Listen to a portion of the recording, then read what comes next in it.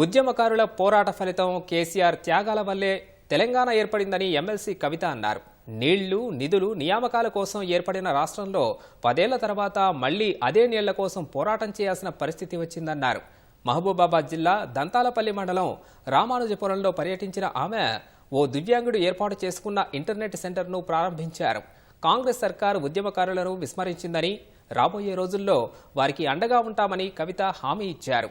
రాష్ట్రంలో కాంగ్రెస్ సర్కార్ తాత్కాలికమే అని, హామీలు అమలు చేసే వరకు నిలదీస్తూనే ఉంటామని కవిత వెల్లడించారు.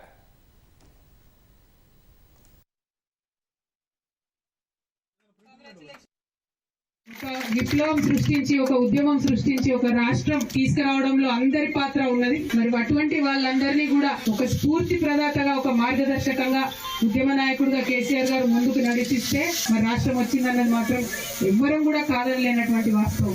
మన నీళ్లు, మన నిధులు, మన నియామకాలు అన్ని కూడా మనం తెచ్చుకునే పరిస్థితి వచ్చింది. మనకి ఇప్పుడున్న ప్రభుత్వం నుంచి కొంత ఇబ్బంది ఉంది, అది మీ అందరికి కూడా తెలుసు. కానీ ఖచ్చితంగా దాన్ని ఎదుర్కొంటూ పోతూనే ఉంటాం. మనకు కావాల్సిన పనులు చేయించుకుందాం.